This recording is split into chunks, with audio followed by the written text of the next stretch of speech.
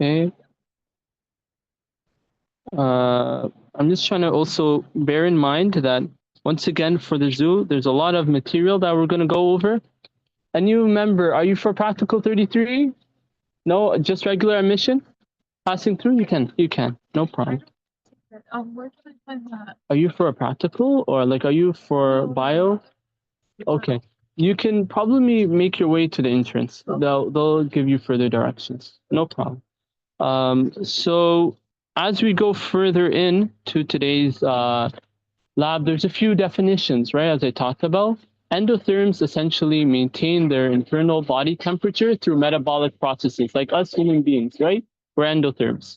Ectotherms, on the other hand, are animals or living organisms that essentially regulate their internal body temperature, their core temperature, based on the environment. So as the environmental temperature increases, their internal body temperature increases. If it decreases, like now in the winter, then their core temperature also declines. So those are some points to keep in mind.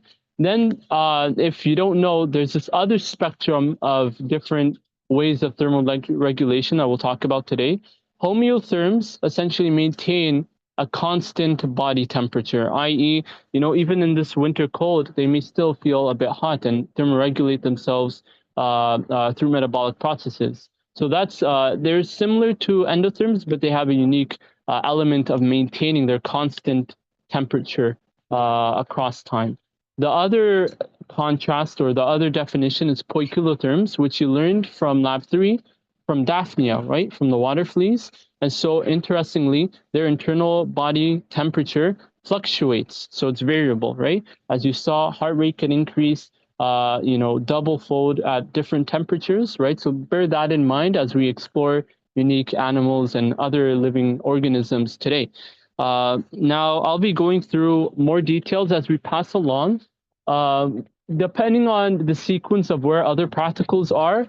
And just once again, if you can't hear me, let me know. But my recommendation is to take notes as I make mention to different things about different organisms. So that way for lab 4, for your assignment, you'll be able to take pictures of 3 different organisms. Ideally, try to do them across the different pavilions, but you should also be able to distinguish between organisms that are, and watch out, you guys. You want to just bear in mind that you're dealing with taking photos of organisms that are endotherms or ectotherms slash poikilotherms or homeotherms. And then you want to be in like take into account that they're from different pavilions and that they're different taxonomic or different groups of living organisms. They could be animals, mammals, they could be crustaceans, they could be lizards, amphibians, reptiles, fishes, etc. So just bear in mind that you're taking those photos accordingly.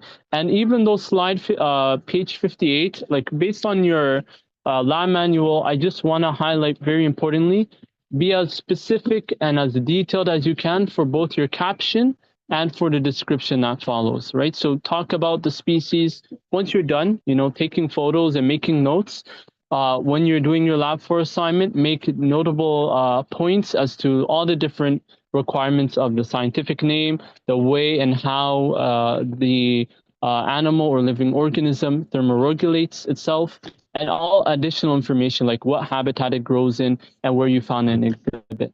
So just bear that in mind for your assignment, and that will really help you guys for preparation for today's practical. Any questions before we move further in? Anything that anyone wants me to repeat? Is everyone able to make notes, or does anyone need paper, for example? Anyone need paper? And do you need paper? Like, is everything okay? Yeah, we're gonna be so as we go into the zoo, I want you guys to make notes, like readable notes, to essentially be able to observe the different organisms and take photos accordingly, because that's part of your lab 4 assignment, due 48 hours from now. So let's go straight ahead. We'll pass, come up towards the front of the line, so that way I can give it to you.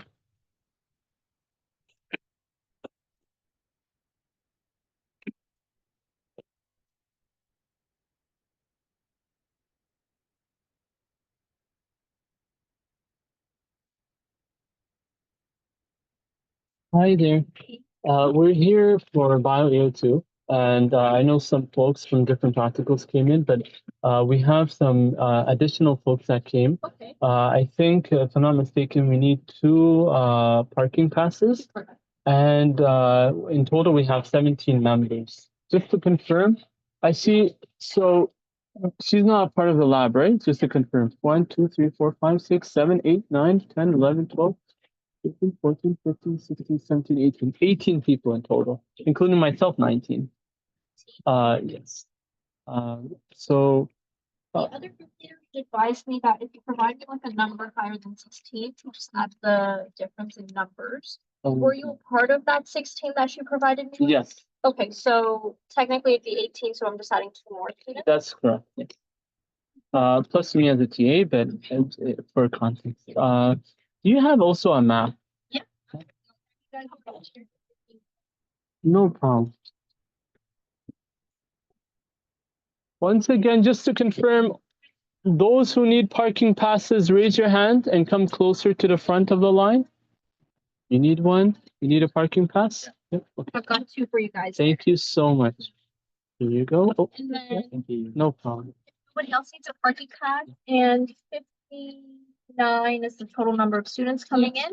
You guys should be all set. You're more than welcome to head on in. Thank you so much. No worries. Let me just grab you a bunch of maps there. Really appreciate it. Of course. Take care. Thank you. I'll just grab one and I'll ask if you guys want to be together as pairs or like as partners from the previous practicals you've had together. You can collect the pamphlets or the brochures with the maps as you move further. You can just walk ahead. I'll just pass it along.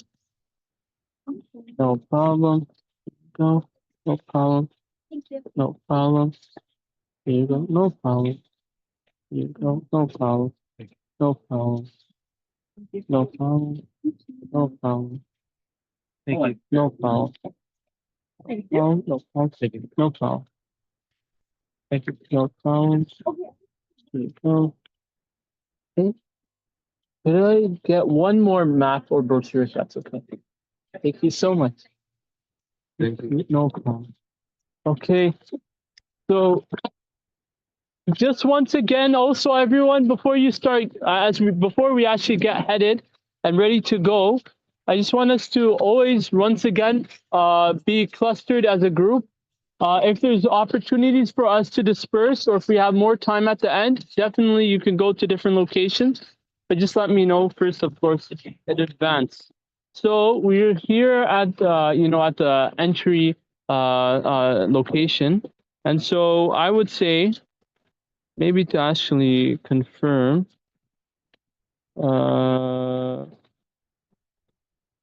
I haven't been here for a while. Okay, so we're here at pretty much on the 3rd page, temporary entrance here. And we have the discovery zone. We should first go to the African savanna because that's part of the first pavilion for exploration today. So what we're gonna do is pass by, let me just confirm.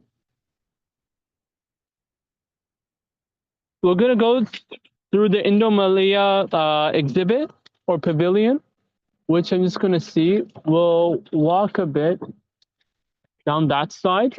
So just follow me as we walk about. And start thinking about like a few things as what you see from your manual. There's a few things that you want to bear in mind.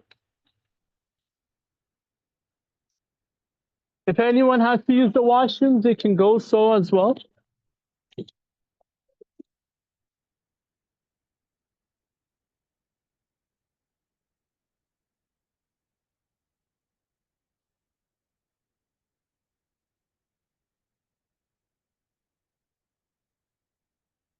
So we're gonna go straight and make a left.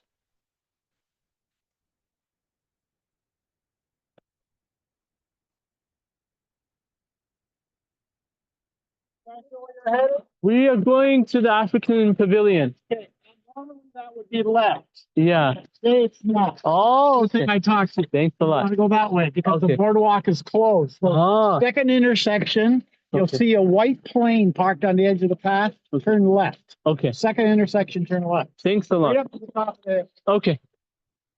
So we're just going to shift gears towards this location.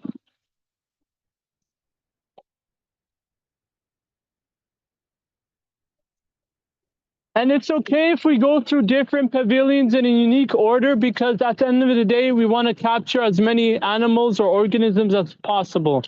Also, once again, if you're part of Practical 33 and I haven't marked you in attendance, please come forward to me so I can do so. Otherwise, you would be considered absent, and I don't want you to be losing any marks. So as we move further, start looking through the pamphlet that I gave earlier, and hopefully you should be able to see different organisms already to prepare you with what's to come.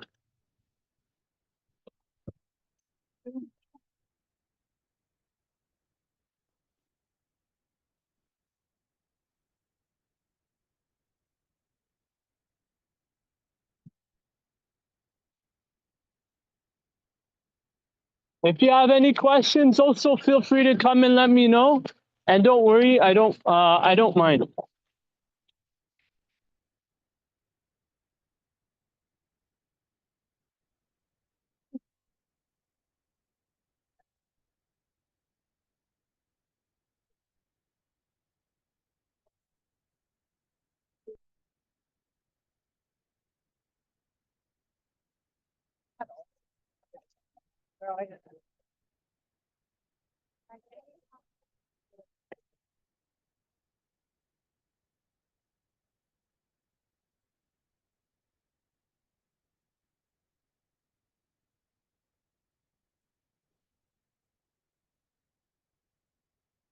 So just for context, we're going a bit more closer towards the Australasia Pavilion. So as we go there, we'll be able to take photos for the pavilions in this location to make things easier for directions.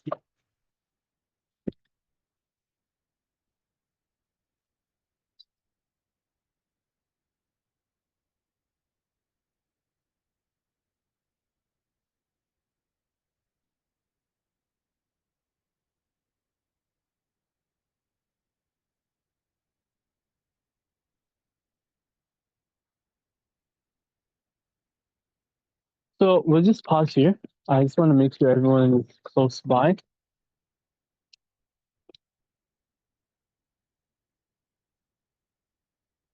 So just for context, everyone, you could see the different directions from this post here. So if you're ever stuck or lost, this will be a great way to be able to know where you have to go. Because technically the Tundra Trek is actually one of our 3 pavilions and is the closest one, as you can see, 70 meters away down there. We'll just explore briefly to examine 3 different animals if possible. And I would just say, once again, take notes, take photos, so that way you can prepare yourself for the lab for assignment. And so just remember to be as descriptive as possible.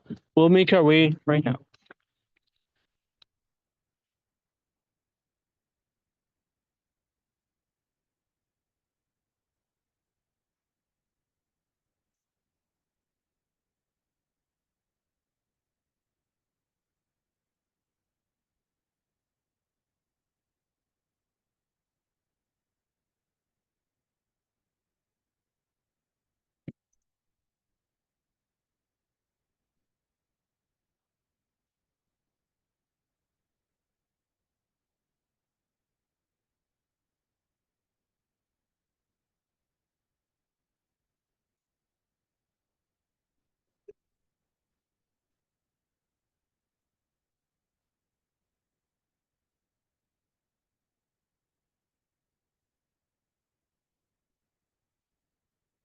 Okay, so as you can see, there are wolves live in action. Come, you guys, come as much as you can. You can see another one, right? So these are Arctic wolves. And so once again, just try to come in as close as you can, and bear in mind that you're paying attention.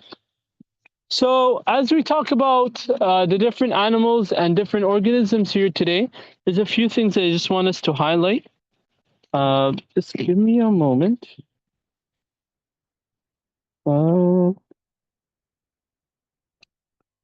Yeah, feel free to come, like zoom in if you can as well from your phones, or if you're using an iPad or a mobile tablet, you can also do the same.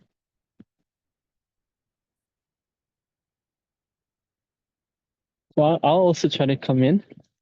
And it's very beautiful, right? Because obviously you're seeing animals that you don't see on your routine day-to-day walks, right?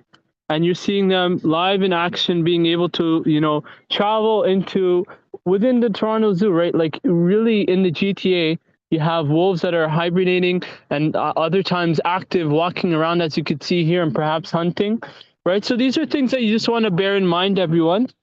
And once again, I'll be able to answer questions as you ask them, but bear in mind the following.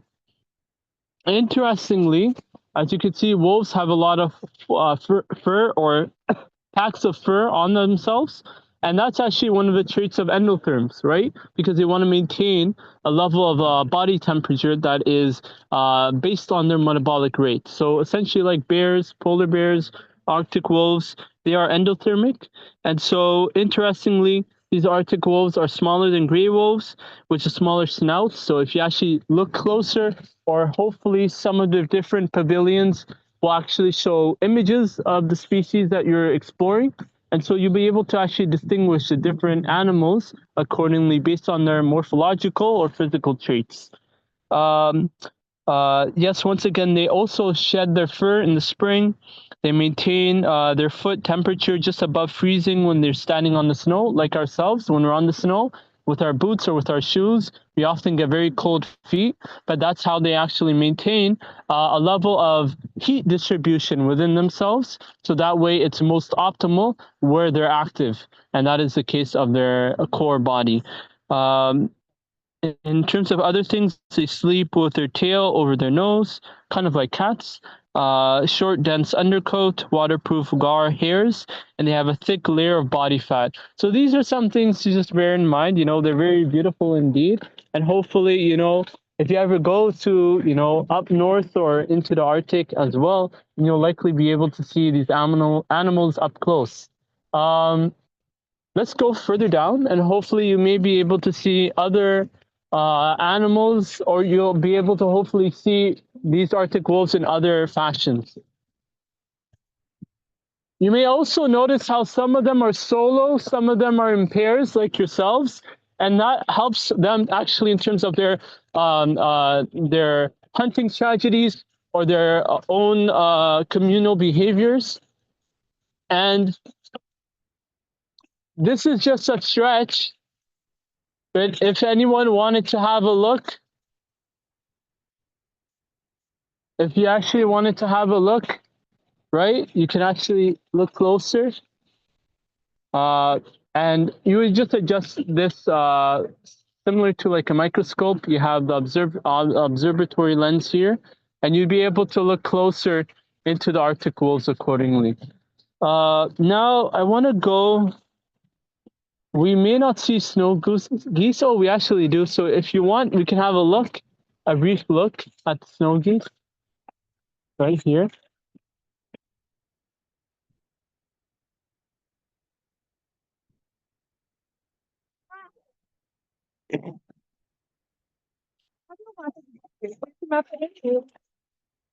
So let's just have a look.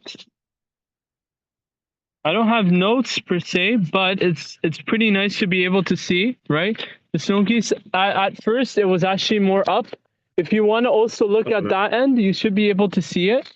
But the idea is like, once again, they have feathers, like wolves that have fur. They want to maintain their body temperature, especially now in the cold. Yes, they're geese, right? And they're snow geese as well. But they have their own way of living, mating, reproducing, and being able to essentially survive in the winter habitat they're in, right? Keep in mind that you see the snow that's down there and even around the GTA. That's the same snow that's down here in the pavilion for and in the exhibit for these snow geese.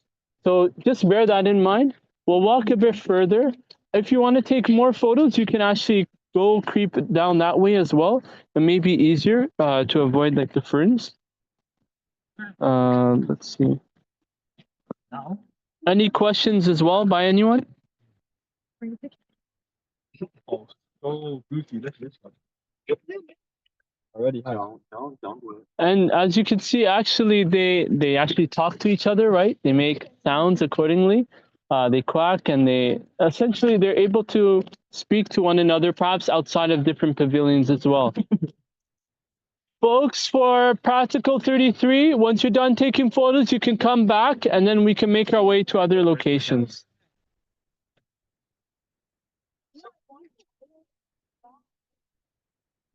Okay.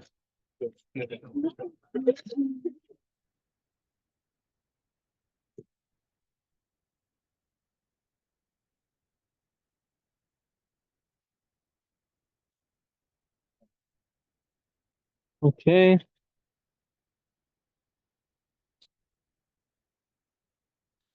So we'll be seeing more animals soon. Just once again, bear in mind that you're following the crew. And wherever you have an opportunity to see open spaces,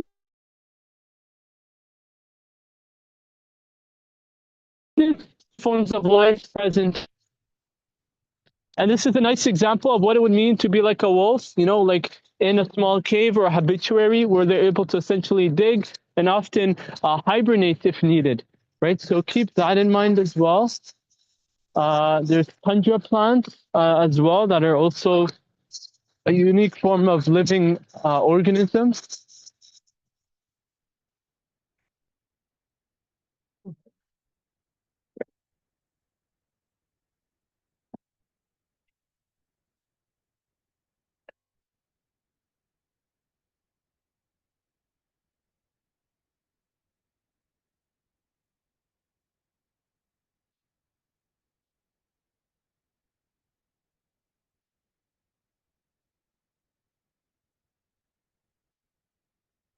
And interestingly, you may still see other animals, like a duck right there, right? So bear that in mind. There are 2 ducks, right? A few other ducks, right? Common duckards that are still swimming here in the winter season.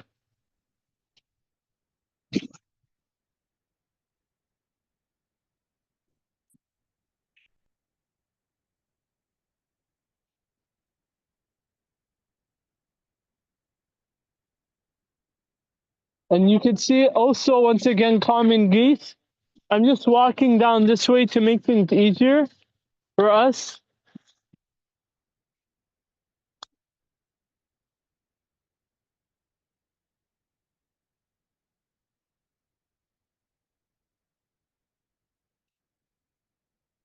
And as you can see, you can find them migrating, moving up in the sky to different locations. So we're now going to be looking for the polar bears. They may be down this side, and I think they're more closer to that end, so we'll be going down that way. But hopefully you'll be able to trace out different steps that these bears take. Once again, they're endotherms. They have thick overlying packs of fur around their whole body. So bear that in mind when they try to regulate their thermal core temperature during the winter season.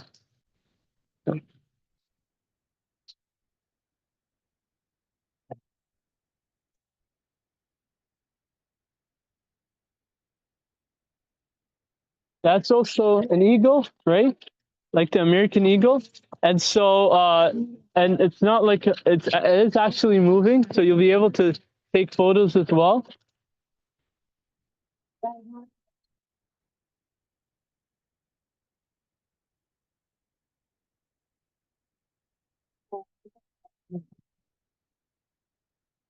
And you may also see like a red cardinal, right? So other birds are in other locations.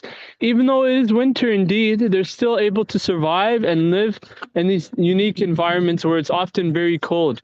right? So just think about this when it comes to your lab assignment. How are they able to regulate themselves in their core temperatures, especially now in the winter season?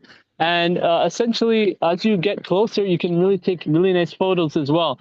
Here it is, once again, a bald eagle. And as you can imagine, they prey on different organisms. That could be birds, fishes, and other animals across the kingdom.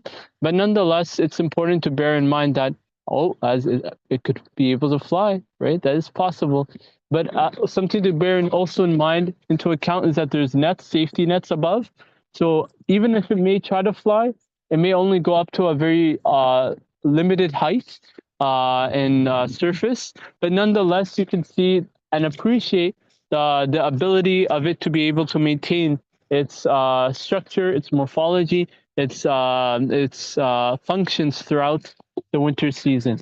We'll make our way down here.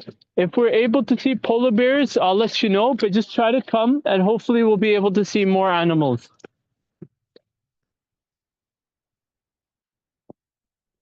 We saw the Arctic wolf here earlier. Also remember, when you're in the zoo, you'll notice the scientific name of animals included. Include this as well for your figure captions. Include this also for the lab assignment, paragraph descriptions.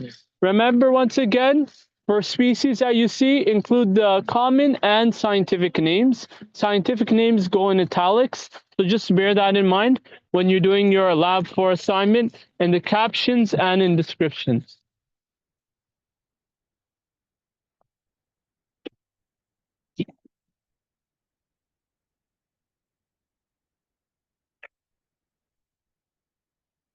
So we have a polar bear here. Can anyone see it? If you can't see it, let me know.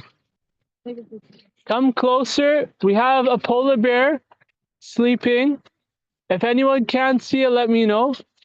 And that should be okay in the case of you taking photos, but I'll briefly describe a bit about them. Once again, endothermic.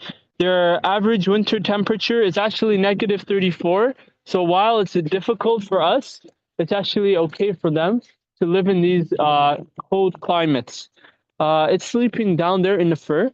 It has a large layer of blubber, which is essentially like the thick layer of fat around or above their skin. Below their skin, and it could be 11 centimeters thick. Fat, not fur, keeps them warm in the water. That's why it's not a good idea for cubs to swim, because they don't have as much fat available. Puffs of fur can be found between their toes. They have dark colored skin, actually, even though the fur itself is white. You'll actually notice if you come closer and actually feel its skin, feel its through its fur, you'll notice the dark pinch of color or pint of color. They have a low surface area to body mass ratio, which is important for metabolism. So bear that in mind when you actually make note of this for your figure captions. If those that are part of Practical 33 want to just make space for other people, that would be also appreciated. I know it's a bit wet here, but come closer if you can, so that way others can also see. So essentially, you're able to see, and keep in mind, this is an endothermic organism, right? So it's aiming to maintain its body temperature. How is it doing that? With the fur, with the blubber, with the ability of being able to maintain its temperature in different ways, even in the winter snow, right? As you could see through the shedding of its fur, or through the shed actually where it's sleeping now. We'll make our way, but before I do so, any questions? Any questions? Another note is that they have a long snout to warm up air before it reaches their lungs. So that's another way for them to maintain their core temperature.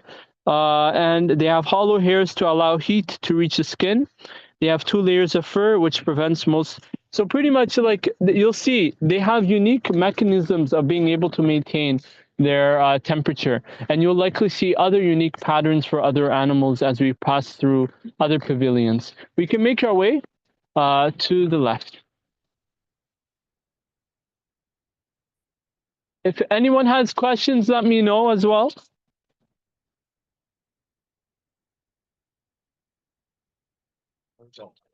We'll be making our way shortly to the Australia Pavilion.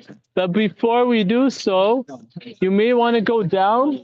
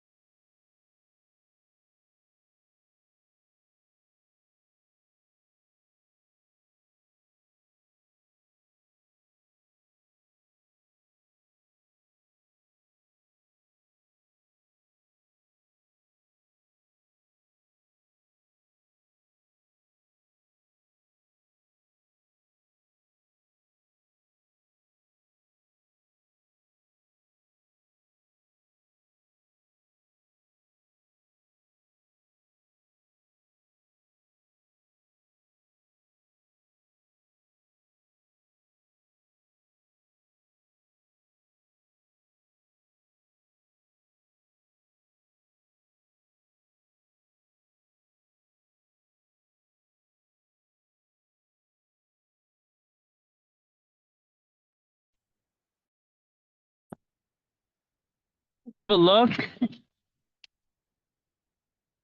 You could see that polar bear. I know it's like hard, maybe for some of you, even with the photos, but do your best. It's actually a ball that it's playing around with. Think of it as being able to maintain its metabolic rate by being able to interact with different solid objects. So that way it's able to maintain its fitness, right? So it's like pretty much miniature fitness, fitness for the polar bear. We'll make our way back now, and hopefully we'll be able to see it also up close. Any questions from anyone? Remember to try to capture the scientific name as well with the common names of any organisms that you see. So that was actually a more active polar bear. The one that we saw earlier is still here. So you could contrast the different rates of metabolism that you would imagine between, you know, the one that you literally see right there, the polar bear that's active, versus the one that's sleeping down at that end, right? So bear that in mind. If you were going to do, let's say, a physiology experiment, you would be able to compare different things accordingly. But in brief time, let's move forward. We're going to go back all the way towards the Australasia Pavilion. And if we're able to, we may see caribou. But if not, we've already covered quite a bit for the Tundra trek. And we should be able to go further down to the other pavilions. If anyone can't hear me or has questions or wasn't able to hear what I said earlier and wants me to repeat, just let me know. I just want to make sure you're all paying attention. Try to stay close in proximity.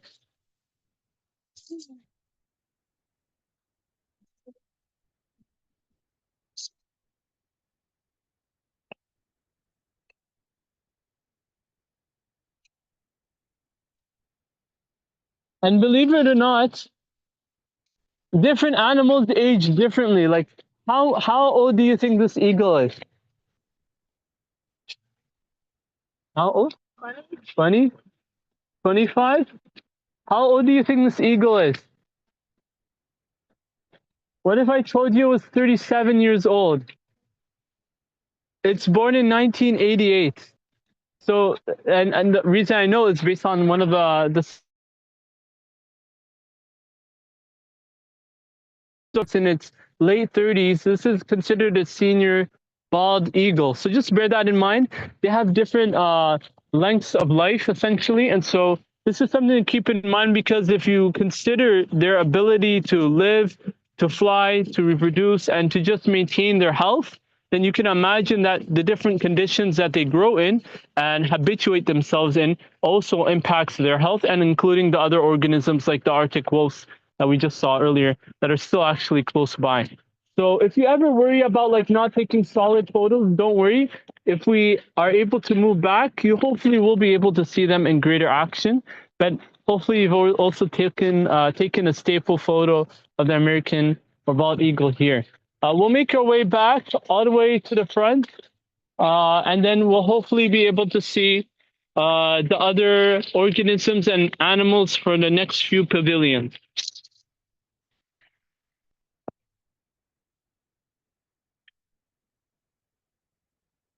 We have wheat here, also a living organism.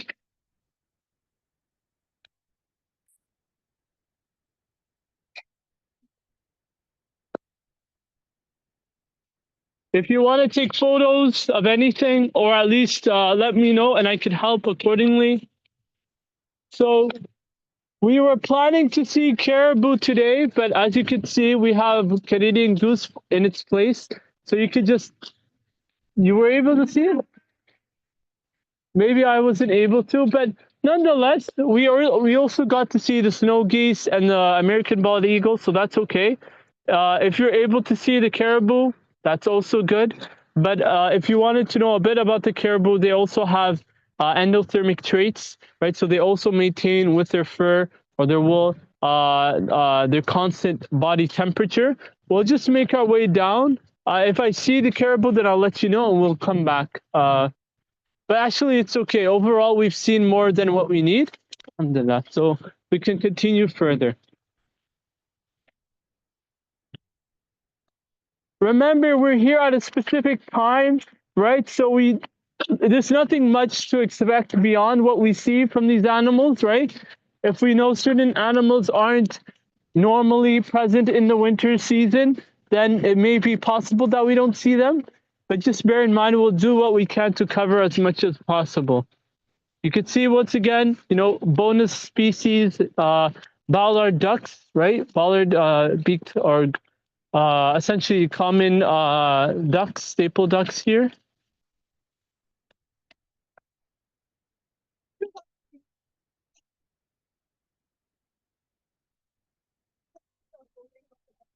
So they are called, so if you search mallard beaked ducks, then hopefully you should be able to see.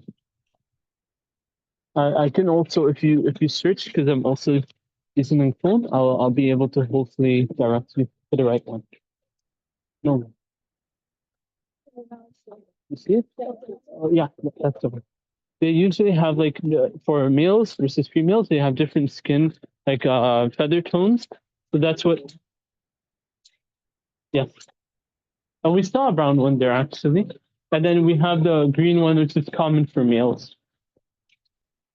No problem. So just remember, we're here at the Tundra Trek. So if you need to make note of that for your Lab 4 assignment, make a note of where you saw it in the exhibit and where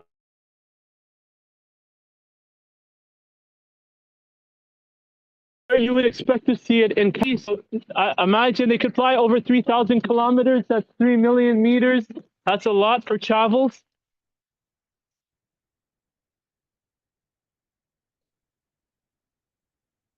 We're going to go to, I believe, the Australasian. We have two options, but I would say the Australasia Pavilion, which will be on our right. And once again, those are the Arctic wolves. They're so beautiful. Some people, especially like the Inuit First Nations or even First Nation people, they'll be able to actually interact and use them for different mobile devices, right? Like if they're tobogganing, or if they're able to actually use them for hunting down certain animals. But nonetheless, let's go further. We're going to go to Australasia, see some lizards and reptiles, and we're going to make our way down here. Can I ask everyone for practical 33? Let's just stop here. I want to make sure everyone catches up. It'll be hopefully a good break for some of you. In the meantime, any questions?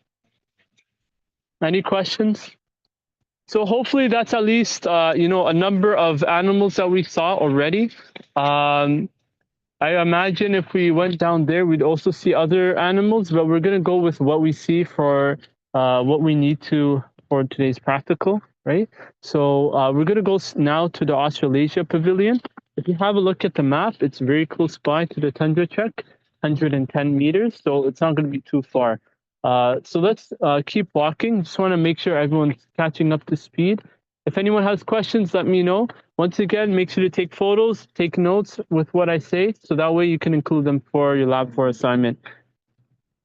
Perfect. Any questions? Any questions? Let's make our way, if you can. If you need to stop to drink water or anything, that's okay. Just let me know. Don't worry. We're going to go to Australasia. These species are found commonly in Australia and in Asia. So just bear that in mind. You'll see unique forms of organisms, lizards and reptiles. Let me just confirm. Yeah, so just for context, we're going to go, if I'm not mistaken, down here. Then we're going to come back afterwards. But we'll make our way and see what else is there to explore.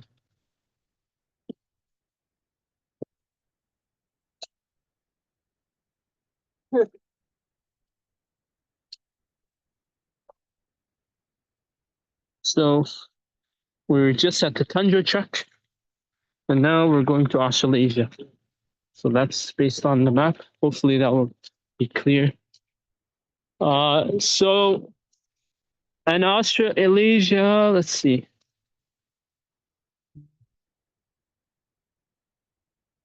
We're going to move further right there. Okay, let's see. Okay. We're going to enter. Let's just read a few of the signs so that way we're not getting in trouble. Bear in mind, you're not feeding any animals. You're being cognizant. You're taking photos when you can, but do not enter restricted areas or cross any barriers, especially when we're dealing with like gorillas, aggressive animals perhaps, and sensitive ones as well. Bear that in mind. You guys can make your way in.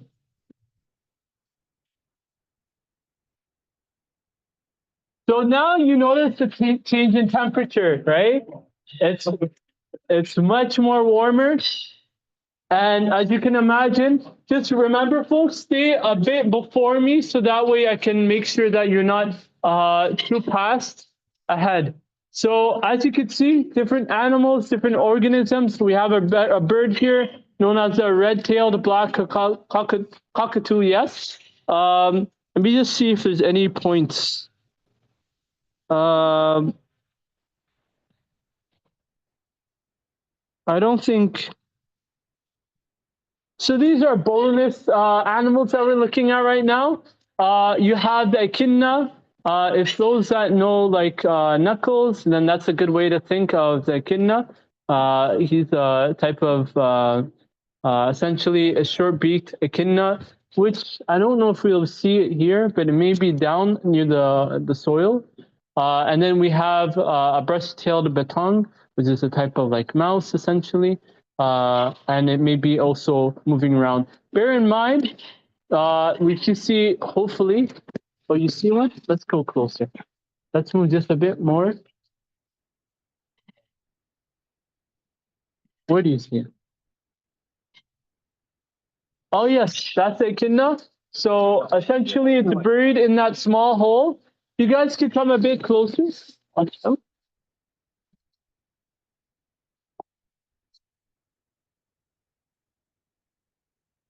So just bear in mind, you guys can move a bit more to the left so that way others can see.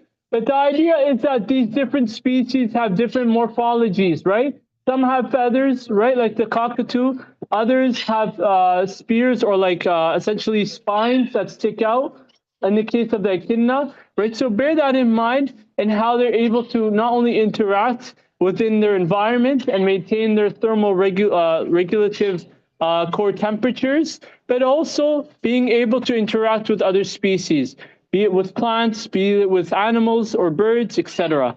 We'll make our way towards this way, actually. And let's see what else we can explore.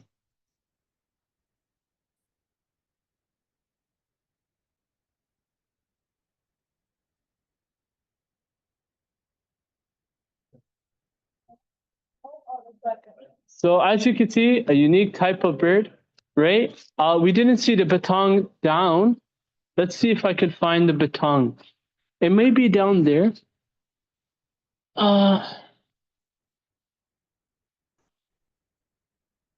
You can also see, if you come a bit closer, what types of foods they eat or what they do. You know, in their natural environment, you have some herb struffs, which are essentially for it to scratch, for like likely the batong. You also have, and this is something to, you know, keep in mind. These are two different types of species interacting in the same habitat. You know, it shows you that they're friendly in terms of their interactions, and one is not harming the other per se, right? And so within even this plantation, you should hopefully appreciate the different myriad of different organisms. You have ferns here, you have different layers of leaves, and hopefully anyone down that side is able to also see. But the point is that you have different organisms all around here. So we'll go a bit further. We have other birds present here, a green-winged dove, a crested pigeon, and other animals or other birds that you likely see near the top. I don't know if I'm seeing one up there, but let's see. If you need to drink water or fill up a bottle, you can as well.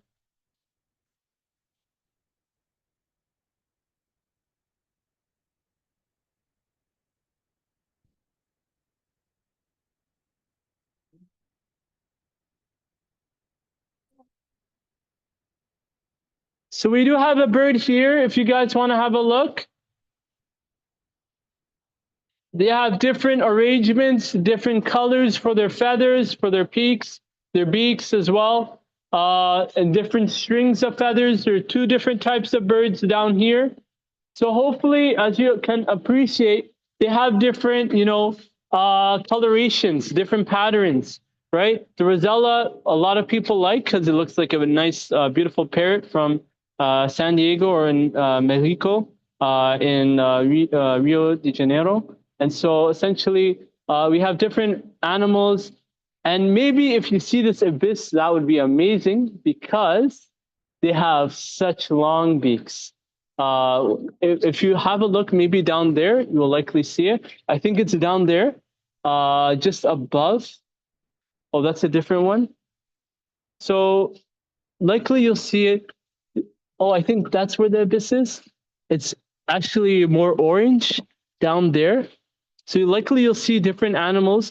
I just wanted to really highlight, you know, you could see and really appreciate like the different, you know, subhanAllah, birds and their amazing, not only sizes, but their amazing colorations. So I and I hope all of you really appreciate like how they look, how they appear. And hopefully this will give you a better understanding of even bird physiology, because birds also regulate their metabolism in unique ways that are separate from what we do as human beings. I believe that may also be the abyss. But essentially, for about 1 or 2 more minutes, we'll be around here, and then we'll move a bit more down.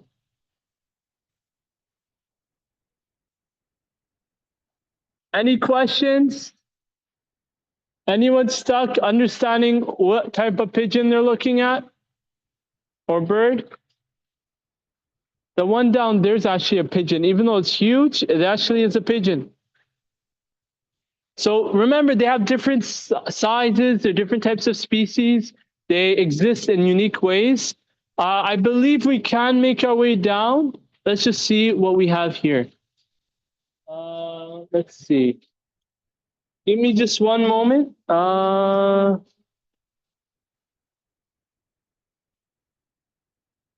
Before we go further, I just want to make sure we're going the right way. Let's go this way. We may go back. That's okay. I just want to see. Okay, so we have a red-clawed yabby. So I just want to see, how do I describe these invertebrate to you guys? Essentially, we've gone from the heights of the sky into now underneath into the ocean, into the water. Really, you'll see different organisms. We have great mothers here. Yeah, so believe it or not, they're a type of crayfish. And essentially, they are indeed quite unique in their morphology. Give me just a moment. That's one set of organisms. One that I do want to highlight, if we can, is the red-clawed yabby. If it's not here, that's okay. Essentially, you'll see many of these types of these different types of invertebrate present here. They look like lobsters, right? And beautifully, as you can see here, they lay their eggs, and you can see many different female crayfish here. But you know, beautifully, their morphology, like the amount of legs that you can, or appendages that they have, is something so unique because they move in different locations. They have different ways of mobility. And as I move back, or let me just see if there's anything else.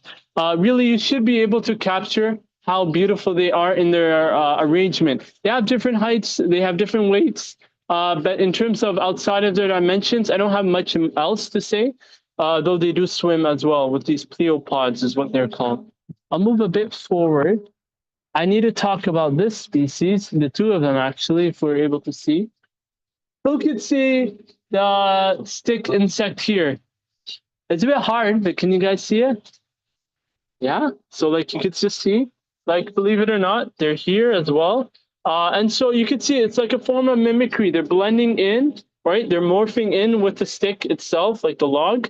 So you can really come to appreciate some unique things that I'll talk about further here, hopefully. Let's see.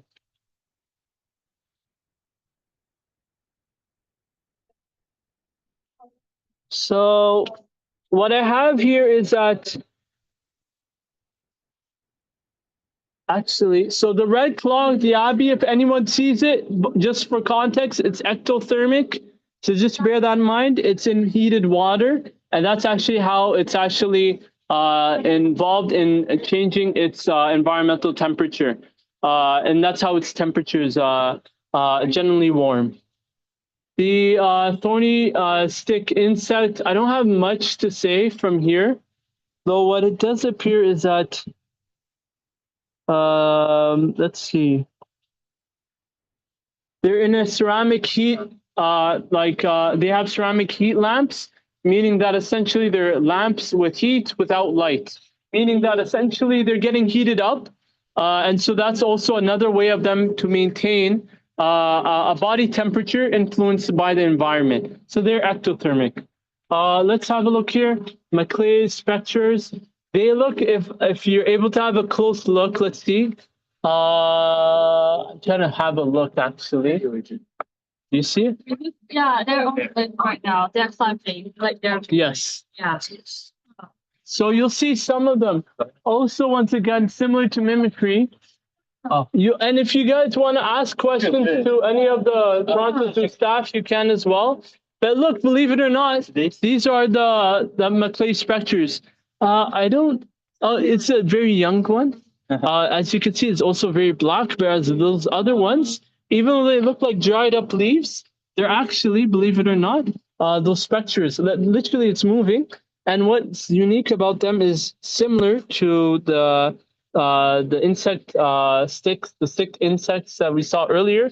They maintain their bodies ectothermically with the heated lamps above, right? So these are ectotherms. They are actually, believe it or not, influenced by the external body. The external temperature influences their core temperature. So that's something to bear in mind. I'll just move a bit further. I need to talk about the bearded dragon, which hopefully you guys will see right there at the front of the log. That's a beautiful bearded dragon. Let's see what we have to mention. They, believe it or not, change in color with thermoregulation. So as you can see here, believe it or not, its ending appendages are darker, much darker than shown and in the sand, by the way, as it's resting.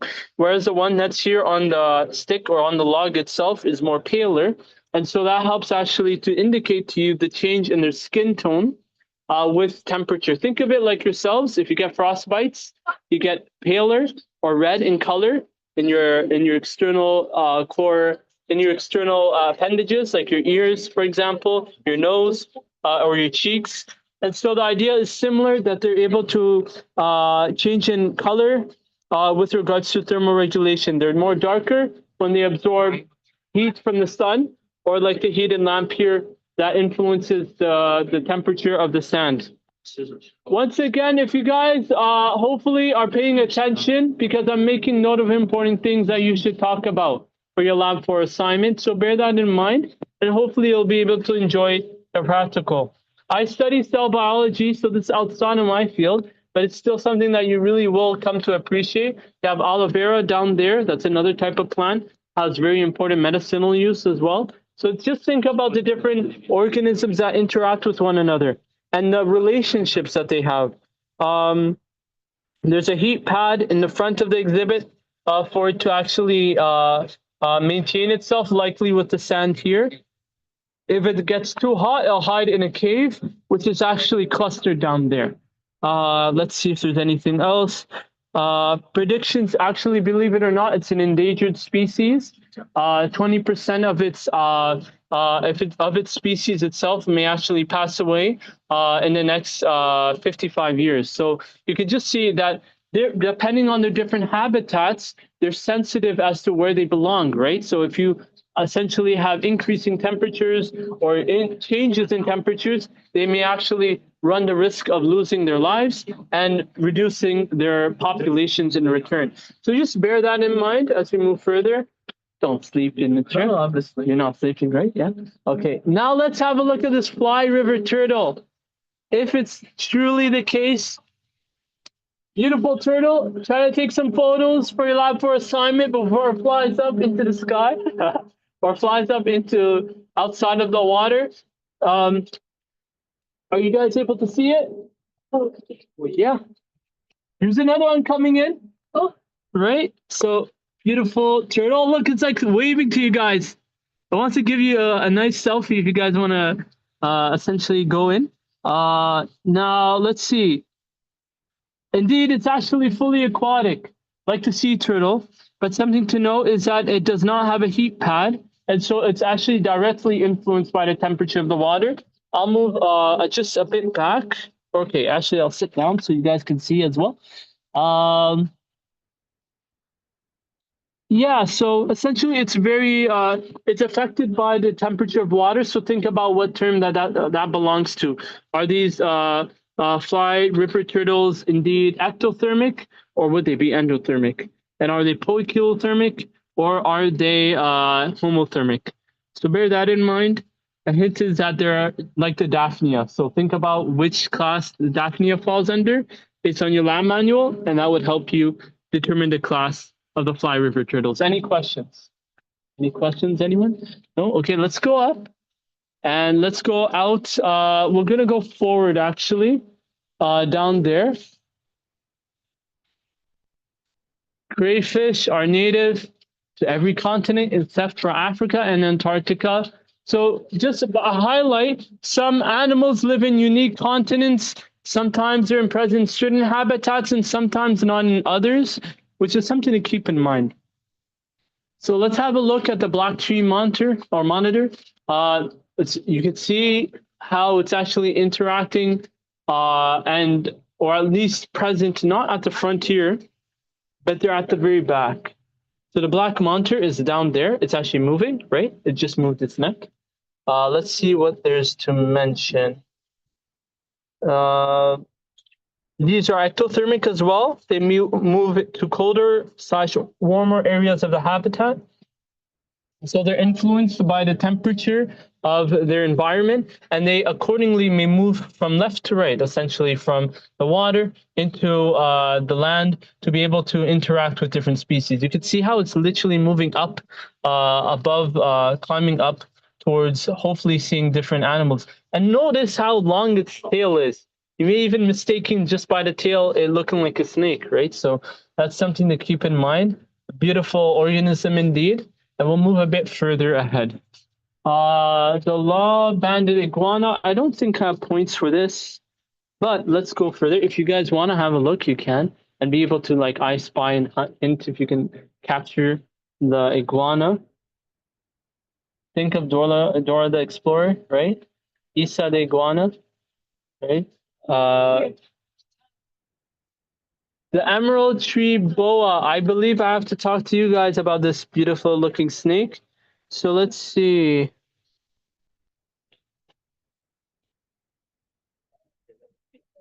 Okay. The emerald tree boa, it's actually up here and down there. So if you guys want to take a photo, you can angle yourselves. Oh, you guys got to see Isa, the iguana, down there? Yeah? Is that the boa or which one are you seeing? The green? Oh, you can see that beside. That's not the iguana. Oh, yeah. So that's the emerald tree boa. Let's see if there's another one. I see. So this is the emerald tree boa. Good catch, you guys. You'll notice the difference in coloration. Green with hints of white stripes, whereas the green tree boa, green tree python is fully like it looks more green essentially. You can see some white dots, but they're not stripes like the emerald tree boa. And they are actually different in terms of their own physiologies or in their metabolisms. What I could just say briefly, though, is that they're both ectothermic. They move also from cooler to warmer areas of the habitat. So think about the water, if it changes in temperature, versus the highlighting sky with the branches, which are more cooler generally. Or depending on how close the lamp is, essentially the stalks of debris, the sticks, essentially the logs, they can be hotter, and indeed this location can be cooler. But that's something that the zoo staff would take into account and essentially adjust accordingly for their habitats. They don't have, in this case, a heat pad, but the lamp is used to replicate daily temperature changes. We'll move just a bit further. If you guys want to take photos, you can. Don't worry about like how difficult it is to take photos here, but have a nice, you can take a good photo at this angle because his eyes are looking at you. So have a look, take some nice photos. I want to also get a bit of a nice lens there. Perfect, you guys can go ahead. Let's see. I don't think I have for this one. We did have a look. I believe if you guys want to have a look at some of the other organisms, the emerald tree boa is also hopefully here, so you can also have a look if it was difficult to catch on the left branch there. The emerald tree boa is literally sticking up and down, looking down towards its prey, perhaps, right? So they are fed, but it's something to keep in mind, you know, that they have different ways of sensing. You know, thermoregulation once again, and also infrared sensors that they use to actually detect nocturnal as nocturnal predators, their prey in the dark. So that's something to keep in mind. If the UV lamp is on and it's dark at night, they still may be able to detect certain animals accordingly as prey. Any questions? Any questions? Any questions from those at that side? Yeah? No? Let's see. The wombats, I don't think are here. Let's make sure we're paying attention, everyone. So, you know, often we think, okay, I don't see much here. What am I to expect? Well, indeed, actually, these are still organisms. Believe it or not, if you look more in depth and you actually have a look at the surface of the wood, you'll see termites. So be careful you don't actually catch them onto yourselves, right? But the idea is that if you look more down there, you'll see some of them moving about and actually degrading the wood itself over time. I think there is other animals here. I think that some of you have already caught. Yeah. The wombat. Yes. Anyone see a wombat? I spy a wombat. Right there. Yes. So right behind the red FIFA soccer ball. No, not well. I'm not recording you guys. We. Yeah. Yeah. But the issue is I don't have access to your practical, but nonetheless, I could share hopefully in due time. What I do want to highlight for everyone though is, okay, you see these wombats, right? The one right there is sitting down, right? Now, here's what you want to bear in mind. As we talked about polar bears, as we talked about Arctic wolves, they also, as mammals, are endothermic, right? So they're able to maintain their internal body temperature. How do they do that? Let's have a look. Well, actually, believe it or not, they're marsupial, which is similar to kangaroos, actually. They have a unique way of maintaining their body temperature. But they live in burrows to avoid heat. So if it's getting too hot outside, or at least here in the greenhouse, essentially, they'll go inside into one of those burrows, like down there, and cool themselves down. Yes, they're also nocturnal to avoid heat in the day. So you can see it's quite tired, right? Meaning that when it's nighttime, when it's more generally cooler, they're going to be able to be generally more active. I think that's it. Access to AC as nocturnal. Go in burrows when they cool off. Yeah. So let's have a look if we can go down. I think we may go back. Let's go this way, but we may go back full circle. Try to make space for those that may be coming in and out. But we'll be going outside hopefully soon. Thank you. If you could keep the door open, I'd be really appreciated. Okay. No problem. So actually we have a few more animals to look at. Solomon Islands or Suleiman Island skink. This is the one I have to talk to you guys about. Anyone behind you guys? Okay. One more person behind. Anyone else? Yeah. Okay. Everyone, please make sure you come in. Anyone else behind you? Come in. Come right in. Everyone, come in. Anyone behind you? No. Okay. So I just want to make sure everyone's paying attention as I share these notes. Just at one time. So just bear that in mind, folks. The Suleiman Island skink, ectothermic, move to colder, warmer areas of the habitat, and they bask. If you don't know what basking means, essentially it's like them having a tan in the sun. Now, obviously the sun's not here, right?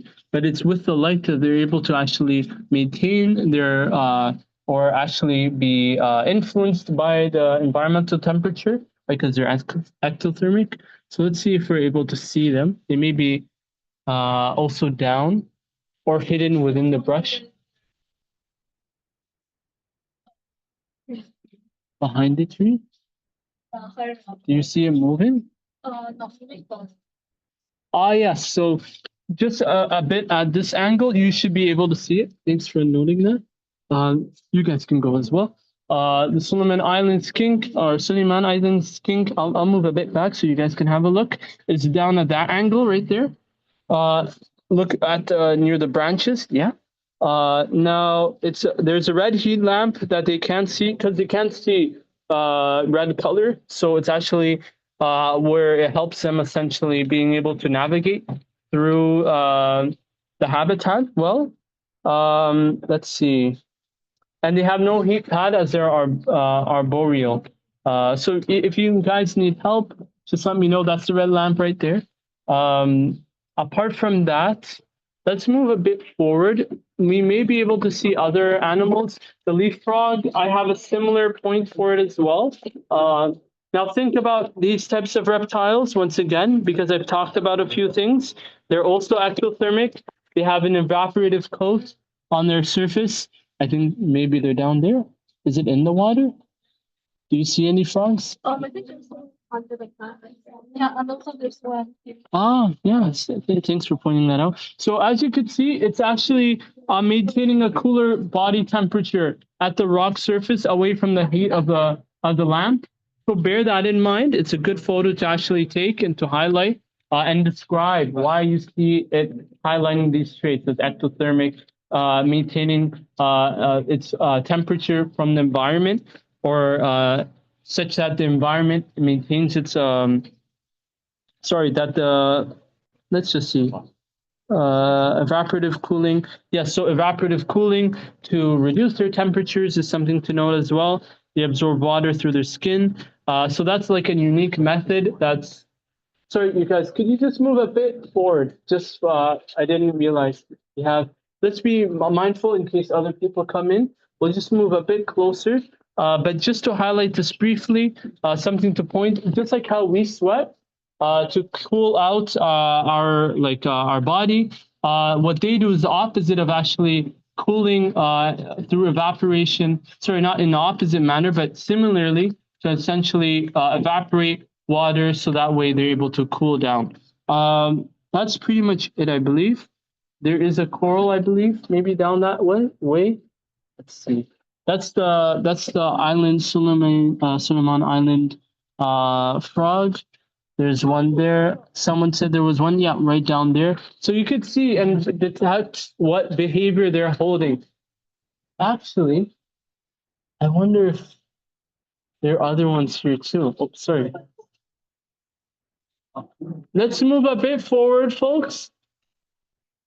We're gonna go check the corals now.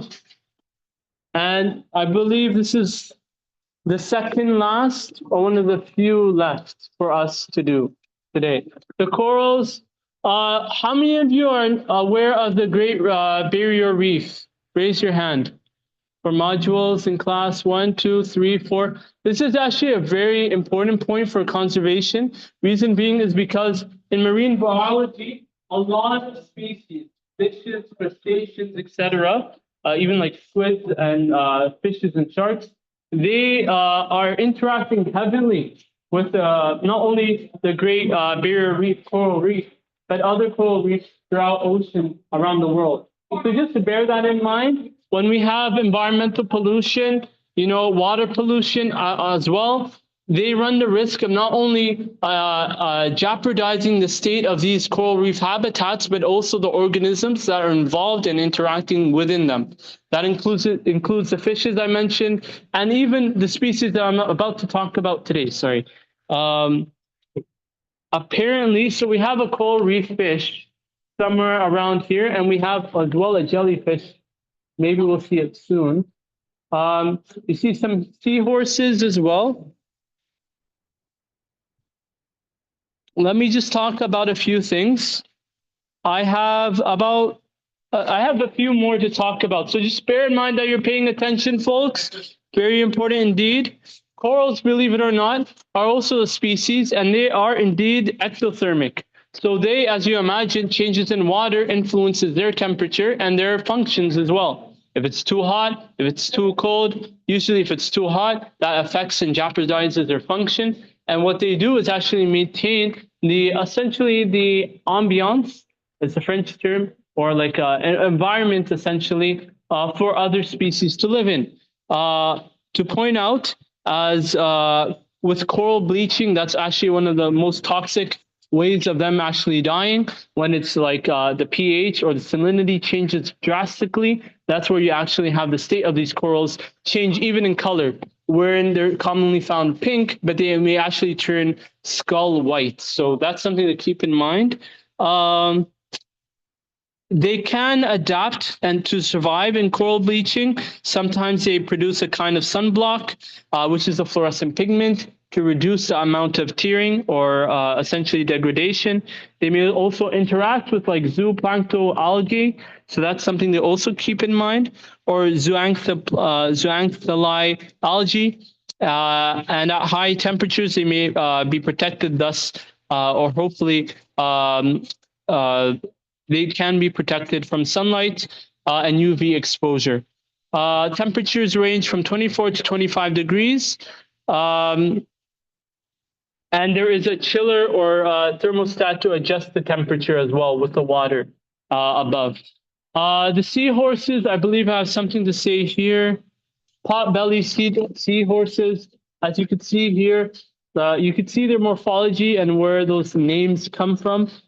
Something to point out is that they're like Daphnia, poikilothermic, meaning that their internal body temperature changes drastically, and that's influenced by the change in water temperature. So bear that in mind. The change in temperature of water can drastically change their own temperatures, right? Their core body temperatures. So that's something to do. Take a nice photo if you can. Like this one's a really nice one. You can see how it's literally, if you have a close look, it looks like it's flying in the water, right? With the different appendages sticking out. So that's something to keep in mind, like the fins. Essentially, it's moving and migrating up and down, left and right, to and fro within the water. So that's something to keep in mind indeed. There's a chiller set to 18 degrees, so it doesn't drastically change in temperature. So imagine the impacts of, coral reef decay. I hope everyone's paying attention, because definitely I want to make sure that you guys do your best for the Lab 4 assignment. If you're not paying attention, then you don't want to jeopardize your grade, right? So bear that in mind, folks. Let's move a bit more closer. You'll also see, once again, different organisms as I touched upon. Sorry. We have sharks, miniature sharks, actually, believe it or not, here. Yeah, fishes as well. But the point is that, once again, coral reefs are the setting, the natural environment for many forms of species, right? And so we don't want to run the risk of having any forms of pollution, be it of the water or of coral reefs themselves. And that's where, different pollutants can drastically impact their survival. I think there may be one more thing, the moon jelly. Nothing there? Okay. So let's have a look. Thanks for letting me know, you guys. Let's see if there's anything else. If you guys want to take photos, you can. Let's see if there's anything. Are those jellyfish indeed? I just want to know.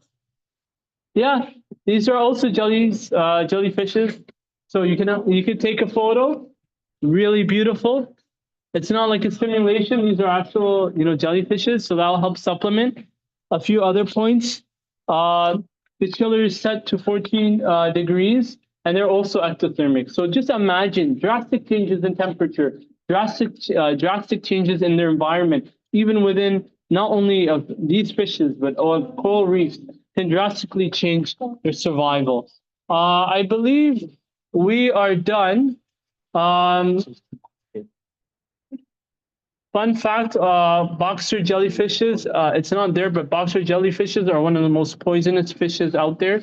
Have to be very careful if you get stung in a beach, because you have only a few minutes to essentially get treated. So just bear that in mind, unless it's mentioned. Well, actually, so fun fact, those jellyfishes, or considered here jellies, they're not actually fishes, but invertebrate.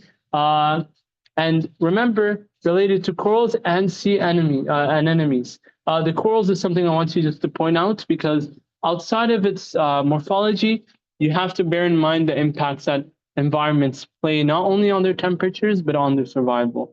Now, any questions before we leave as a group? We are pretty much done. There is, I believe, one more. Technically two more, but we may just have one more animal, and that's outside. Any questions before we leave?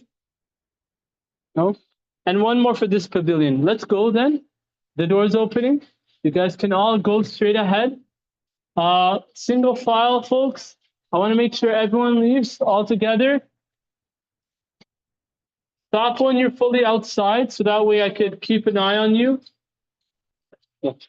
Of course.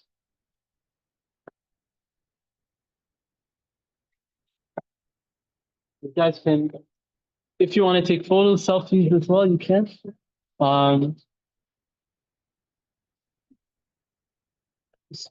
Thanks. No problem. Okay, no problem. So, marsupials are often referred, we talked about this earlier about the warmits, the worbats. But now marsupials also include kangaroos. You don't see any kangaroos, right? Right? There's a particular reason, as you can imagine, they're endotherms. So you wouldn't want them to actually be drastically impacted by the winter snow. So that's something to point out. Keep that in mind, folks. We can make actually our way now to the African, let's see. Well, let's see actually. Apparently, I don't know if we'll actually see it. It says kangaroo walk through 40 meters from here. Does anyone down there see any kangaroos? No? Yeah, okay. So let's likely turn a left. And I just say that because the different animals may survive in other climates as well. But we're going to go now to our last pavilion. That's going to be the African pavilion. Before we go, any questions once again? Has everyone taken at least 4 photos today? Bear that in mind that your lab assignment, you want to be able to be as descriptive as possible. Take as many photos as you can. And you're going to be submitting 3 of them from the different pavilions in total. With the species, the captions, and descriptions that I've talked about before.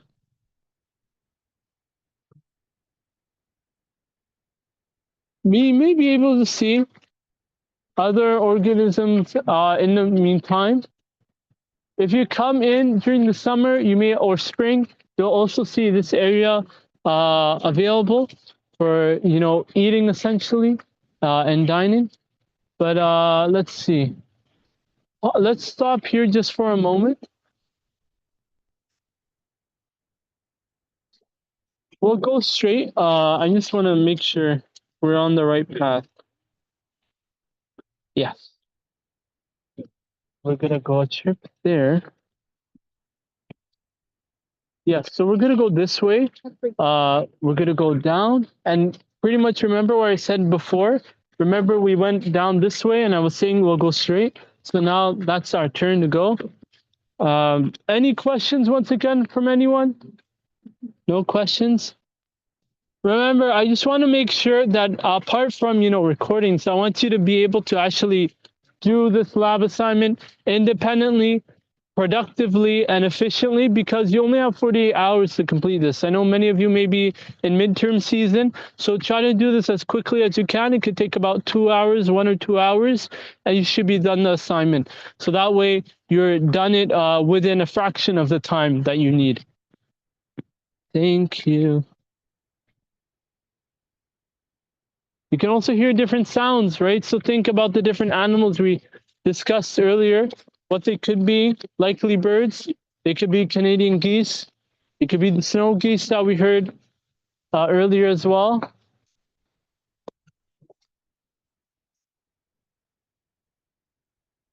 We're gonna go for a bit of a walk.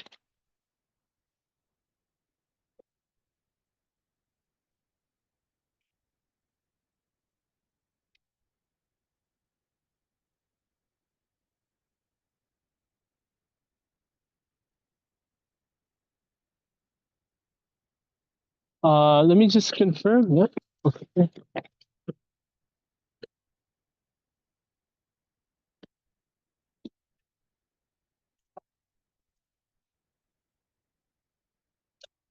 So believe it or not, these animals you may actually see if you're ever to go to Africa or to, Asia or Australia or into the tundra, so these are ways for us to actually really appreciate different types of animals, organisms, vertebrae, crustaceans, fishes, etc., all within Toronto, all within the GDA. So that's something to keep in mind. And it's 50 years for Toronto Zoo. I believe even more. If I'm not mistaken.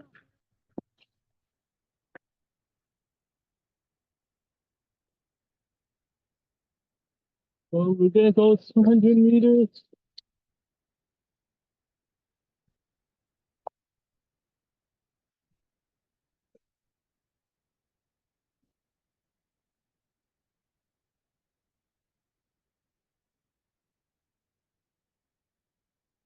Let's just pause here. I just want to see something.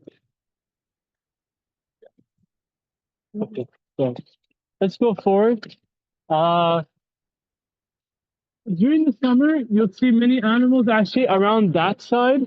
So you'll see tigers. I don't really see lions, but it could have changed. The last time I was here was about 4 years ago. So many things could change during that time.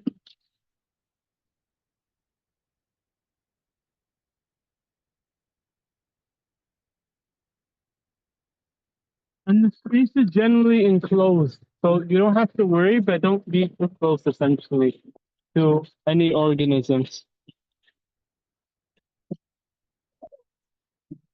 This is the winter 2025.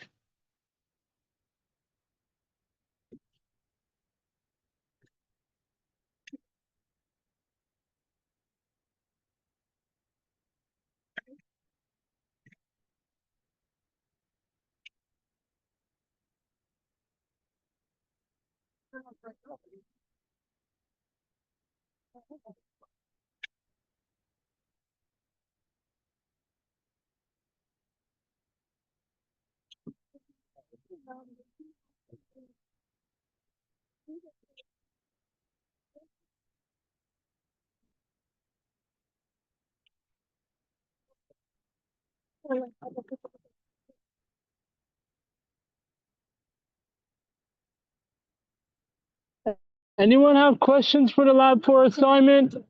Any questions, anyone?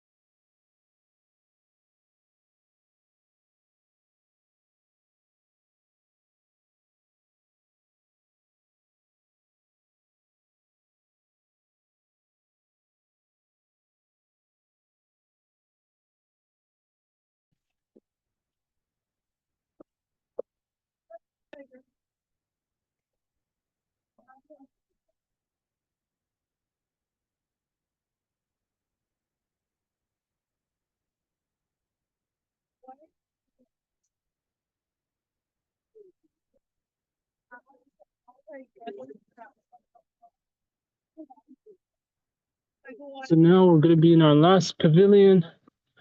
Yes, I understand that it's a bit times, but I'm a bit late. I have a question, Jaden. Jordan. You're from my other practical, right? No, I think you mean my brother. I have a twin brother. Really? Yeah, he's an That's why, believe it or not, that's interesting. So I have him. Yeah, you have him. Yeah. Sorry. I was saying your twin brother's name. I came late. I came like an hour ago. Oh, But I okay. got late on like 4 buses. Oh, really? Okay. So thanks for coming. Were you able to see some of the different animals, or? I got to see a bit of the different animals. Yeah. Yeah. Okay. Yeah. That's good. Were you able to take photos? I took like a few photos. Yeah. Okay, that's good. Yeah. And do you know which exhibits you went to, or? I went to like Tundra. I went to the Tundra. Yeah. That was the only place I could go to because there were no other animals. Okay. Yeah. If you at the end of today, can you give me your email if that's okay? If I could send you my. Yes. I can give it to you right now. Okay. I don't want to lose track because I may forget. Yeah. But remind me if that's okay. Can I give you my email right now? Or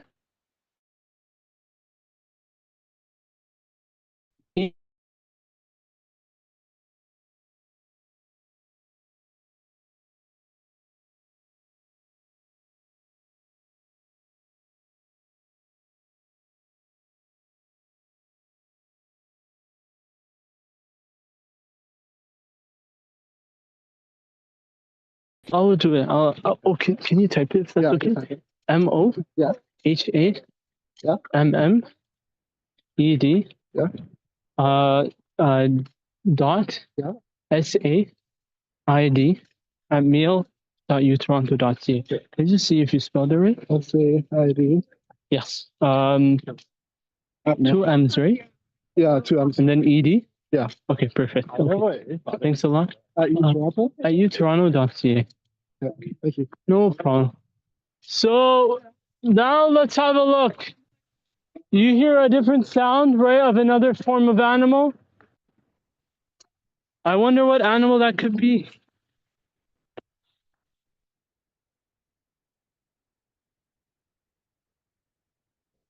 So as you can see, that's a hyena. It's a very big hyena, like a fluffy one.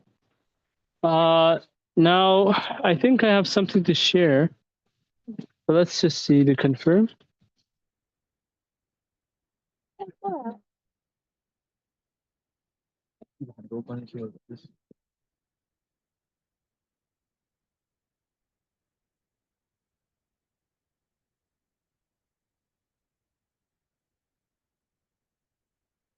I actually don't have much here to share, but I'm gonna also, we may have to go down that way. Yeah, we may go down that way to see.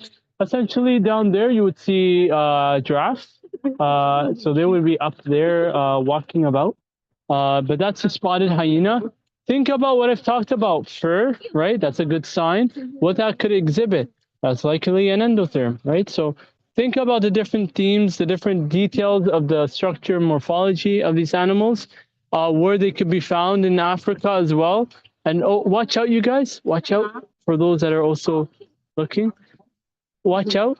But essentially, take a photo if you can. We're going to make our way down that way to see other animals accordingly.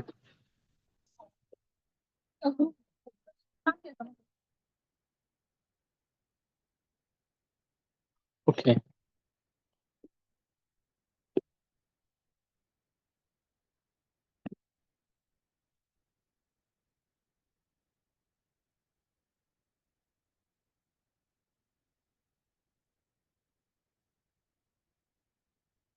Everyone else? Okay.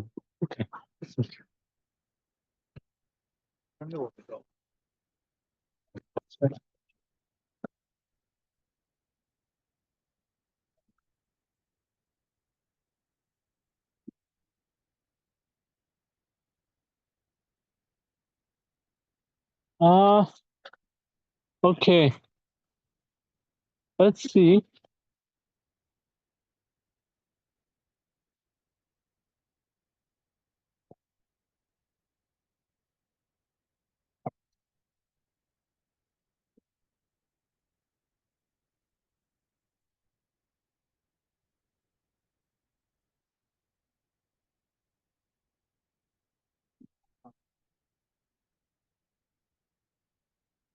I think there's another location.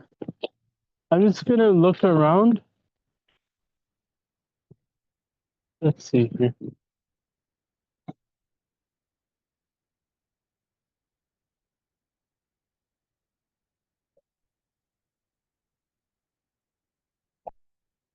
No.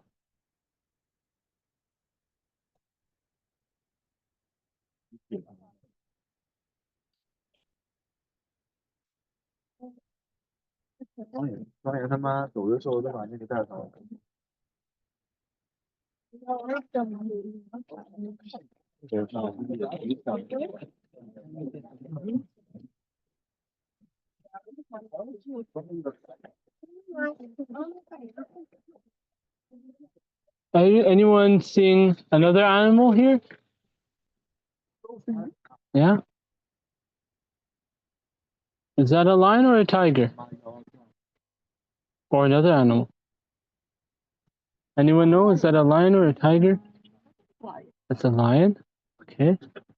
So even believe it or not, here in the winter, it's still able to live and survive and to maintain its internal body temperature. So think about that, what type of trait that would depict for thermal regulation.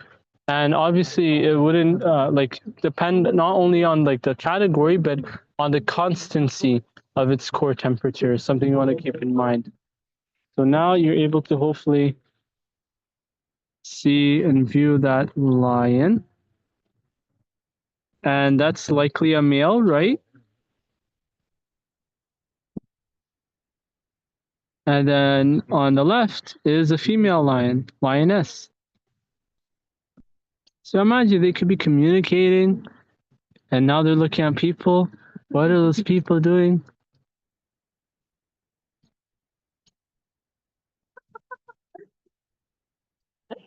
I think he wants us to leave them in private, so let's go.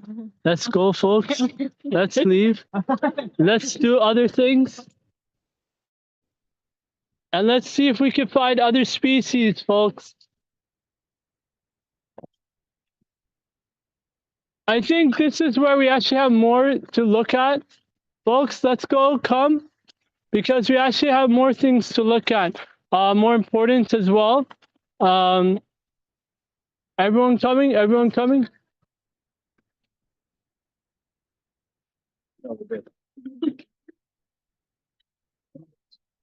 Oh. Watch out the water here.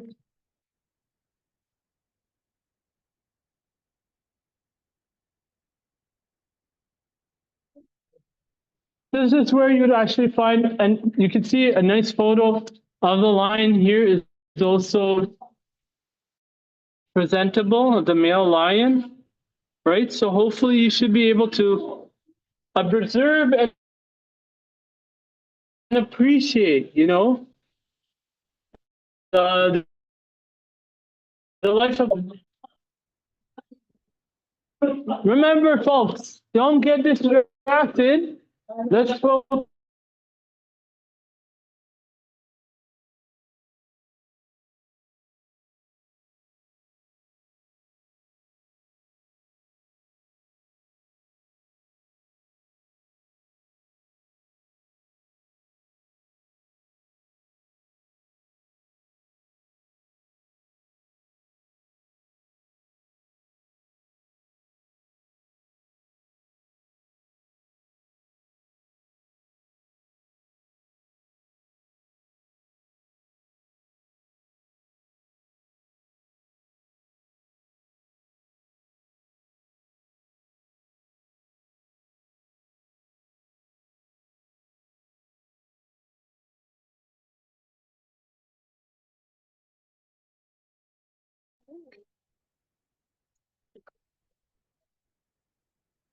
Now, what do you guys see? These types of baboons, right? You see an olive baboon, interestingly. So these different animals, they're different from monkeys, generally speaking. They have also a unique niche of habitat, morphology, mobility, right? Sometimes they swing in different directions and have different motions as well. Let's see if I have anything to share. I don't know if I do. Yeah, generally speaking, I've been tasked to take you guys more in, like, to other places, but nonetheless, have a look, appreciate the different complexities of their fur, right? Their fur is generally on the hind, on their chest, but not generally in their, like, legs, on their arms. There's a different fur selection, essentially. The ones around its neck is more straight, whereas on its arms, it's more curled, and at the legs, they're barely apparent. So you can just see and appreciate, hopefully, the fur that may be beneficial for the different senses that they have for thermoregulation, right? So if it's the case that, let's say, curled could be more appropriate for maintaining their thermoregulation, then at the straight ends that you could imagine that they change accordingly in their metabolic rates. So like their ability to move, essentially, different locations reflect how adaptable their thermoregulation is. And you may have quickly seen a cheetah actually down there as well, which hopefully we'll have a look at. We'll move now downwards. Let's have a look if we can examine further things, folks. Also, let's just try to stay attentive, focus, everyone. We're at the final stretch, so just make sure that you're able to pay attention and are not distracted. So the monkeys may come by here, and also the cheetah. It reflects also that they are able to perhaps coexist in unique ways. In the summer or spring, you would find zebras here, and they have different prints as well, black and white and black.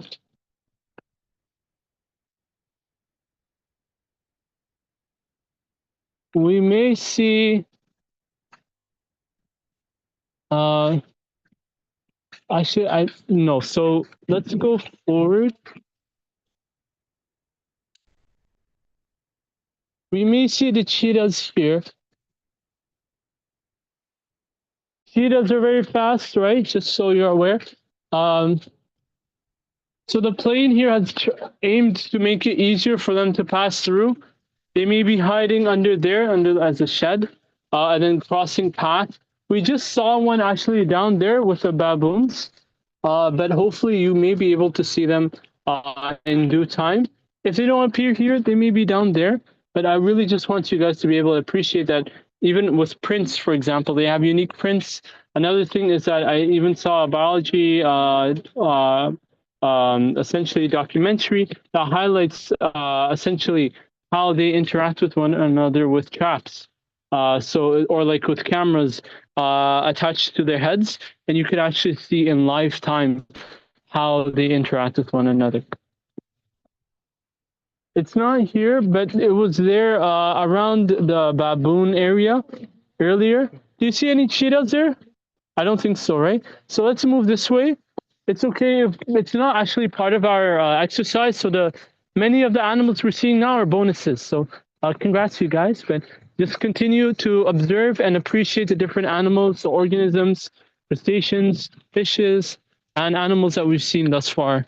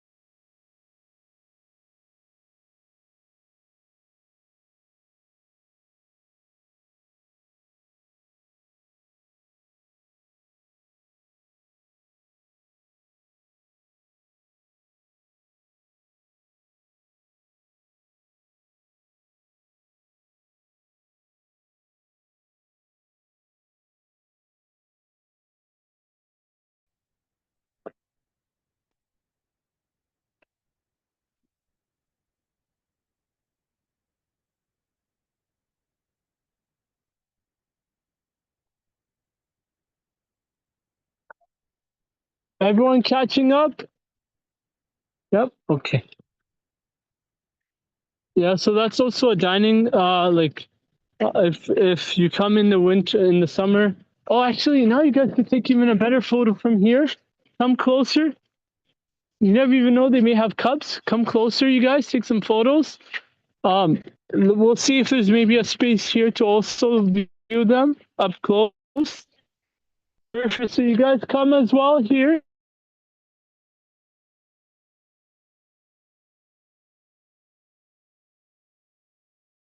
Cheetahs, right? So once again, these are mammals, right? The fastest running mammal, land mammal.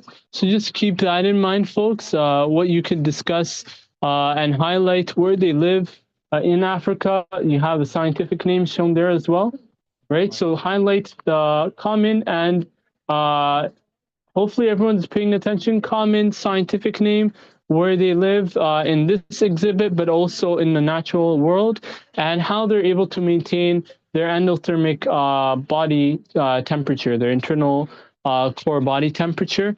It could be with their speed, it could be with the functions of their skin. So bear this in mind, folks. We're gonna move just a bit more further, and I'm hoping we'll see other animals soon.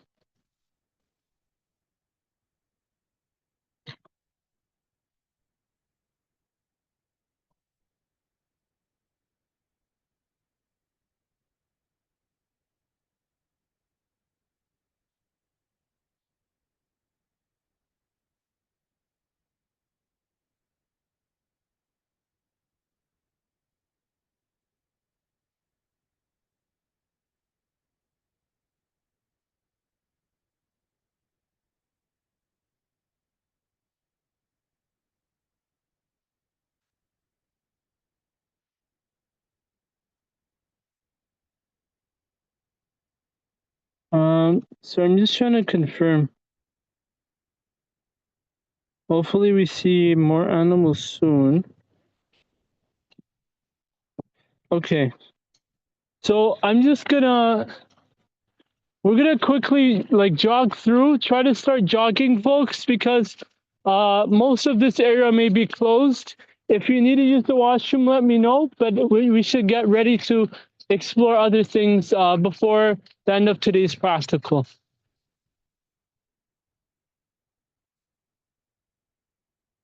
Let's keep a steady pace.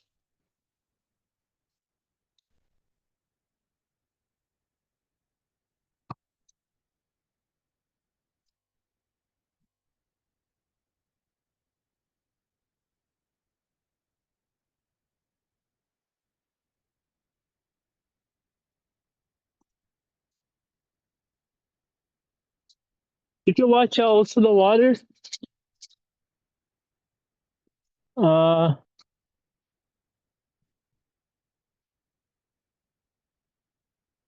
let's see if there's anything here.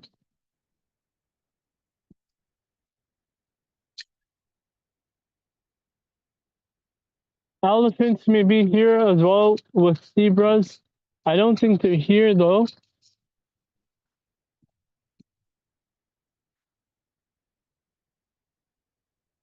Stay actually right there because I don't think they're here. Just stay back. I'll let you know if you should come. Let's just go back. It's I don't think there's much for us to see down that side. We're pretty much gonna go to that side, which I think we have access to. Yeah, that way.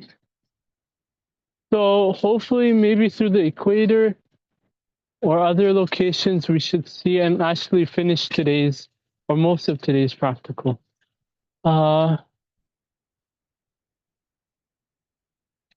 Let's see.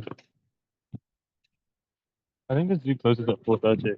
I believe it's till 5:30 actually. But let's have a see just in case.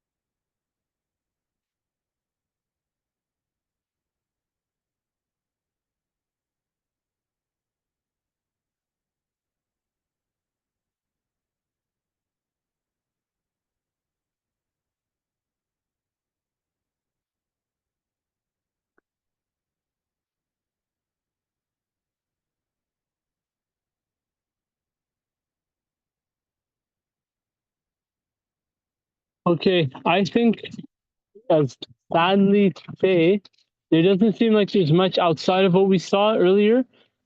Because technically there's supposed to be another location which should have other indoor animals like the kind of like the python that we saw earlier, a lemur, tortoise, shedded turtle, a hippo, spoonbills. If we go near I don't know if there's any other main locations. If anyone saw it in their map, that'd be helpful, but I don't think I see anything. Did anyone see? Okay, let's go all the way to the front because if we may be done actually for today, but I'm hoping we at least should be able to see the last bit. We may have passed it when I was walking with you, but we're gonna go straight to the front and then we should be done for today. But hopefully you're able to capture as many things that we did thus far. Remember the cheetahs, the eagle, the fishes, crustaceans, the lizards, the mouse, the mice essentially. There's many things that we saw today, over 3, that you should be able to take videos or photos of to be able to analyze and discuss for your thermoregulation assignment for the post lab. Any questions?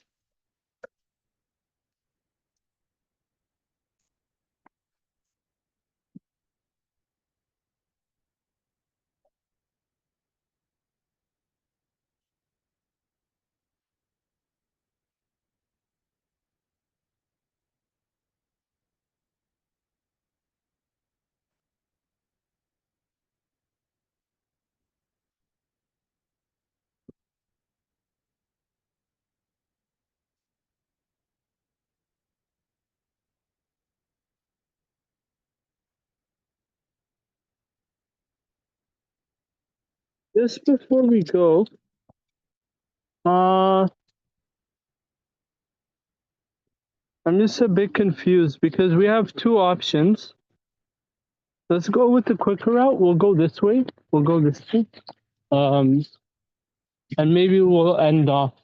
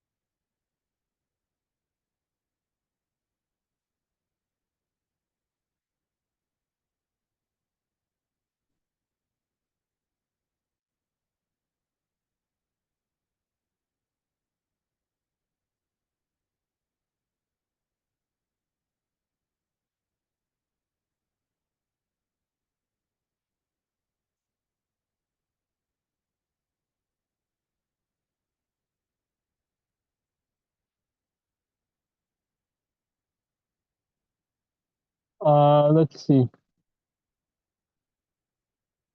So we're almost are done for today. If you guys enjoyed today's practical, then hopefully share it with your friends what your thoughts are. But also, I would say I recommend getting ready for the Lab 4 assignment whenever you can. And hopefully, from the many like organisms we've seen today, probably over 20, if not more, you really need to select 3 of either their endothermic, ectothermic, and poikilothermic or homeothermic, and you describe a bit about the exhibit, where you found them, where they're located in a natural environment, and also talking about their thermoregulation and how they do it, why they do it, or pretty much the properties. So describe those details because that's how you'll be able to complete the Lab 4 assignment successfully. That's due, by the way, 48 hours for those registered and practical 33. Apart from that, I hope you guys enjoyed today's lab.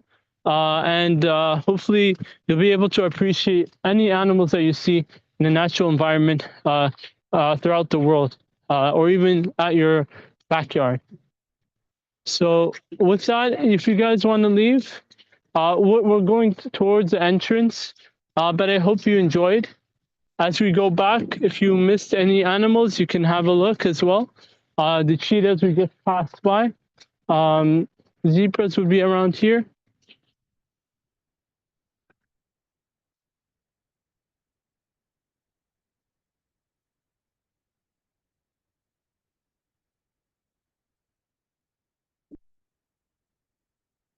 The baboons we saw as well. So we saw baboons. We saw like the olive baboons. We saw the cheetahs. We saw the lions. Those are already 3 different animals. To explore other ones, even online. And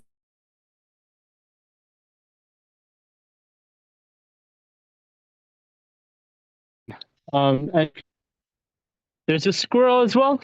You could take a photo. Talk about essentially the thermoregulation if you wish. Another squirrel as well.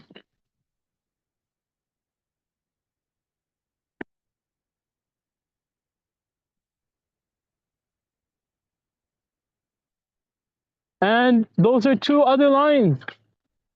So if you guys want to look at those lions, you can. And they have a tree as well to dangle along.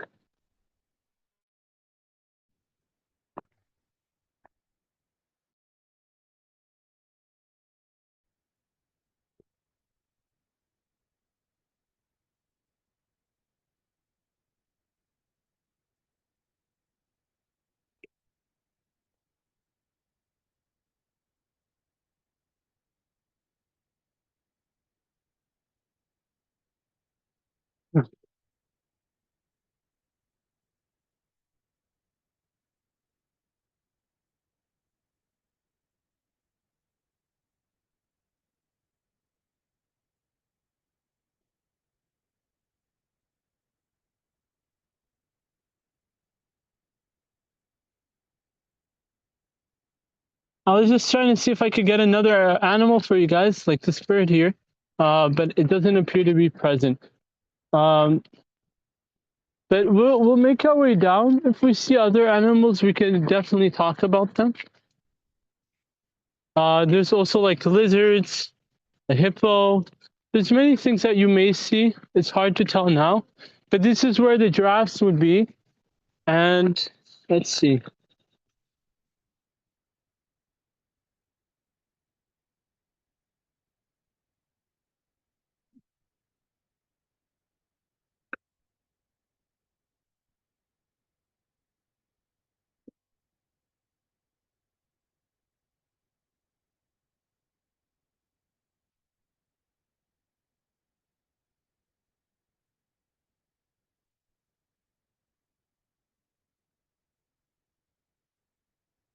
We're making our way this way.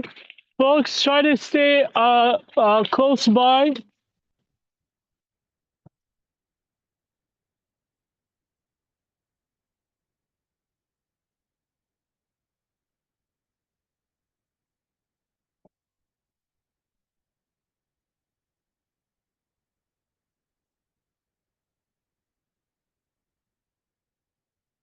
If you guys want to see penguins and talk about them, this is your time to do so.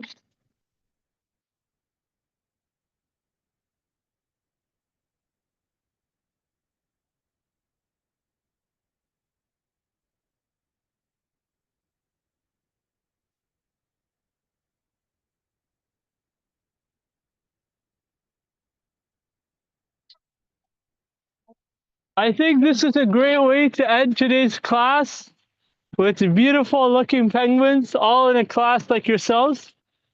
They're getting ready to take photos. Maybe they're going for like their third year or their first year class photos for today. So like you guys take photos if you can, talk about, you know, what you observe from these animals. Think about, after all, there are African penguins, so think about what their status would be in terms of, once again, thermoregulation. There should be the scientific name close by as well down there. But take a photo, take 100 if you want. You could do selfies as well. African penguins are down here. You guys could take photos. Thermal regulation, once again, very beautiful indeed. And indeed, this is where I'd like to end off today's practical. Subhanakallahumma bihamdik, nashhadu an la ilaha illa ant, nastaghfiruka wa natubu ilayk. Really appreciate your help, everyone. And we'll pretty much be ready to leave. Or just follow me before going, so that way I'll be able to keep track before anyone goes unaccounted for. Let's go all together.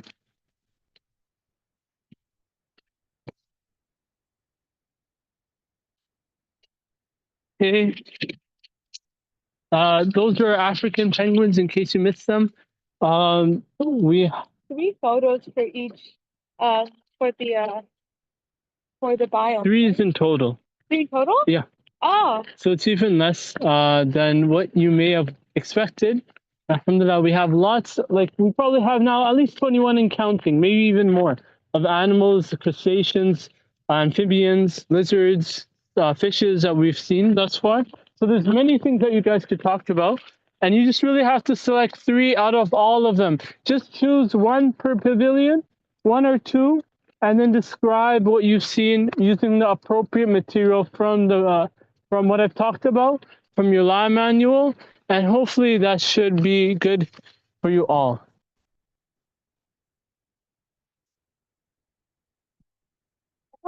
Yes. Yes. I haven't because I can, so. Okay. You have, so are you from another practical? No, just I was up there. Okay. If I don't know if I've missed anyone.